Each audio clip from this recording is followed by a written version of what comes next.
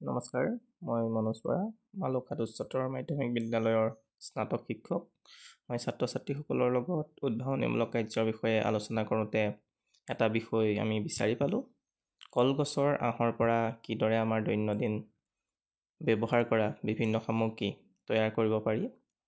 তাৰ কাৰণে ছাত্ৰ ছাত্ৰীসকলৰ লগত আমি গোটেই পদ্ধতিটো কি ধৰণে কৰিব পৰা যায় আলোচনা কৰি ল'লোঁ। পোনপ্ৰথমে কলগছৰ পৰা পটুৱা উলিয়াই দিলোঁ। তাৰ পৰা পটুৱাখিনি আমি কাটি আনি জোখমতে সেইখিনি কাটি লোৱা হ'ল। পৰৱৰ্তী সময়ত পটুৱাখিনি সৰু সৰুকৈ চিট কৰি লোৱা হয়, যাতে এইখিনিৰ পৰা আঁহ উলিয়াবৰ কাৰণে আমাৰ যথেষ্ট সুবিধা হয়।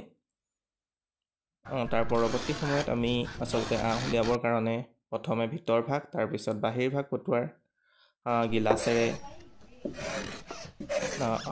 উলিয়াবলৈ চেষ্টা কৰা হ'ল। গিলাচে টানি ছাত্ৰ ছাত্ৰীসকলক দেখুৱাই দিয়া হ'ল। তাৰপিছত তেওঁলোকে নিজেই সেই কামখিনি কৰিলে। কৰাৰ পিছত সুন্দৰ আঁহখিনি দেখা পোৱা গ'ল। ছাত্ৰ ছাত্ৰীসকলেও খুব ভাল পালে, তেওঁলোকে চুই চাইছে আঁহখিনি। তাৰপিছত আঁহখিনি ৰ'দত দিয়া হ'ল। ৰ'দত দিয়াৰ পাছত এইখিনি এডাল এডালকৈ সূতাখিনি ওলাই পৰিলে। তাৰপিছত সূতাখিনি শুকাই যোৱাৰ পিছত কিদৰে ৰছী প্ৰস্তুত কৰিব পাৰি তাৰ এটা আভাস দিয়া হ'ল ছাত্ৰ ছাত্ৰীসকলক।